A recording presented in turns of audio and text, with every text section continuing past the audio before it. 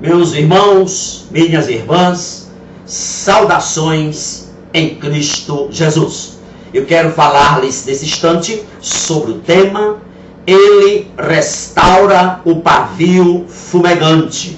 Mateus 12:20 está escrito: não esmagará a cana quebrada e não apagará o pavio que fumega.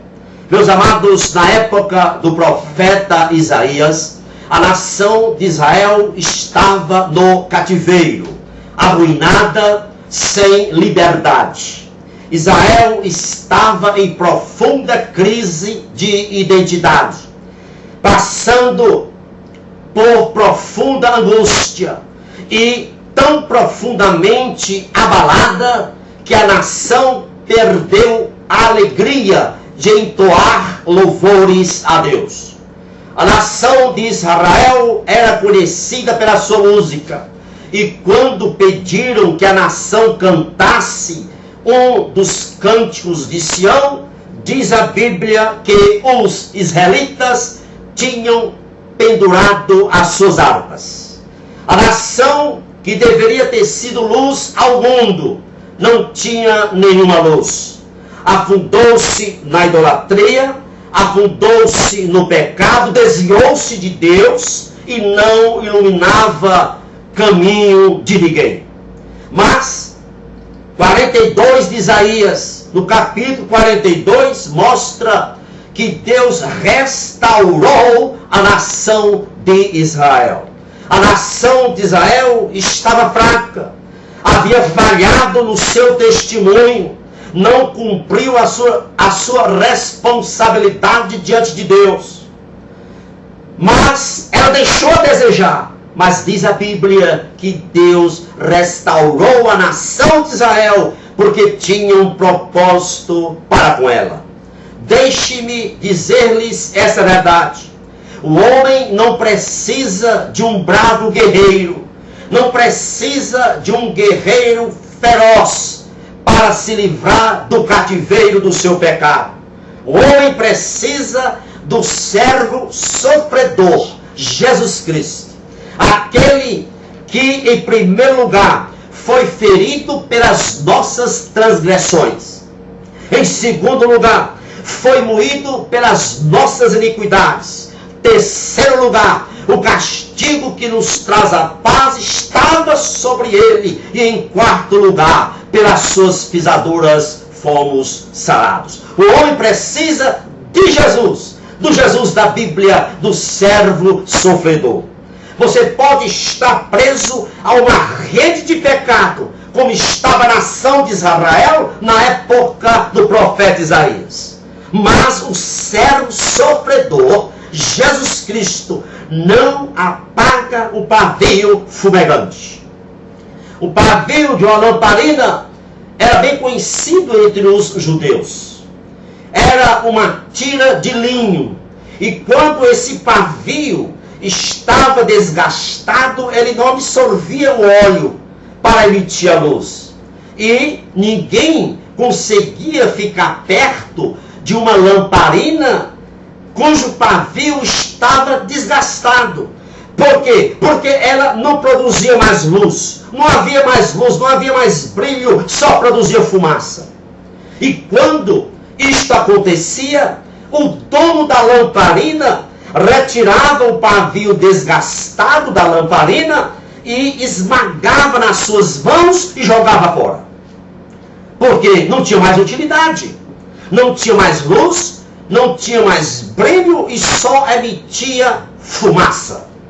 Meus amados, Jesus, o servo sofredor, não procede como o dono da lamparina, porque ele não esmaga a cana quebrada, e ele não apaga o pavio fumegante, ele não apaga o pavio que só emite fumaça, ele não quebra o que já está quebrado, ele não desmantela o que já está desmantelado, ele não destrói aquilo que já está destruído.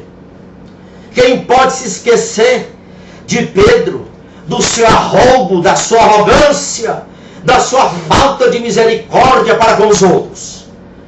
Ainda que todos estes te renegues, eu, Pedro, nunca te negarei. Foram as palavras de Pedro. Pouco depois, lá estava Pedro esfregando as mãos num foguinho. Não conheço tal homem, não conheço tal homem, não conheço tal homem, por 3 vezes. E aí, Pedro começa a dizer uma série de bobagens. Começa a praguejar. E lá no capítulo 21 de João, um pavio fumegante, Pedro, se encontra com Jesus. E não há, por parte de Jesus, nenhuma pergunta do tipo: Pedro, veja que papelão você fez. Você não tem vergonha na cara não, Pedro? E aí, Pedro, o que é que você vai dizer aos outros? Não, Jesus não procedeu assim. Simplesmente Jesus expressa ternura e uma palavra de misericórdia. Pedro, tu me amas? Tu me amas? Tu me amas? 3 falhas, 3 perguntas, 3 quedas, 3 oportunidades de declarar o amor. Se houvesse, meus amados irmãos, um pavio fumegante que pudesse ser jogado fora, esse era Pedro. Mas aqui fica uma lição para nós. Se você é um pavio fumegante, não funja, não funja. Ele, Jesus, o servo sofredor, não veio para esfregar pimentas nas suas feridas. Ele veio para lhe restaurar, como fez com a nação de Israel na época de Isaías. Jesus é o servo sofredor que restaura o atrofiado espiritualmente. Quem pode se esquecer de João capítulo 4? Quem pode? Ninguém. Jesus encontra ali uma mulher que não tinha nenhuma reputação na sociedade. Por quê? Porque ela teve 5 maridos e estava agora com o marido de outra. Meio-dia, buscando água num poço, hora que ninguém a veria, Jesus encontra aquela mulher e transforma aquela mulher. Quem pode se esquecer de João capítulo 8? Outra mulher. Mulher que foi apanhada em flagrante adultério. E ela foi levada, trazida a Cristo Jesus. E Jesus vai e não peques mais. Restaura a vida daquela mulher. Quem pode se esquecer de Lucas capítulo 19? Encontramos ali um homem mal visto em toda a cidade de Jericó, Zaqueu, que se enriqueceu às custas dos outros. Zaqueu era cheio de maracutaias. Agora escutem, com tanta gente de boa reputação na cidade de Jericó, com tanto sacerdote ali, com tanta gente de respeitabilidade na cidade, Jesus escolhe ficar na casa de Zaqueu. Imagine por um momento, se Jesus chegasse na cidade de São Paulo, ou no Rio de Janeiro, ou na cidade de Fortaleza, e ao invés de procurar a casa do pastor da maior igreja da cidade, ao invés de procurar a casa do pastor da igreja mais linda, mais bonita, mais vistosa da cidade, ele fosse procurar a casa do pior picareta da cidade para ficar lá. Foi isso que Jesus fez ali na cidade de Jericó. Portanto, meus amados, meus irmãos, minhas irmãs, não importa o tamanho de sua escravidão no pecado. Se você é um pavio seco, esturricado, fazendo fumaça, Jesus não joga fora. Ele restaura, ele vai lhe soerguer novamente. Uma das maiores belezas do caráter de Jesus Cristo é que Jesus não segrega. Quando ele vê o caído, ele não o chuta, ele o levanta. Jesus é aquele que tira do chão e que põe de pé. É aquele que dá significado à vida. É o único que faz isso. Mas eu quero ressaltar nesta hora que eu não estou aqui pregando um Jesus meloso, bonachão.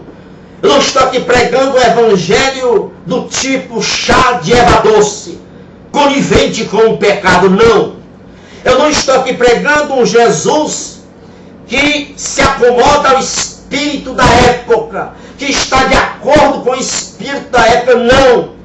Eu não estou aqui pregando um Jesus que ajuda as pessoas a se sentirem bem com seus pecados. Não estou pregando isto. Estou pregando arrependimento. A mensagem de Jesus e a mensagem da igreja primitiva sempre foi: arrependei-vos. E Jesus disse àquela mulher: vai e não peques mais. Então, a você, pastor batista, pastor presbiteriano, assembleano,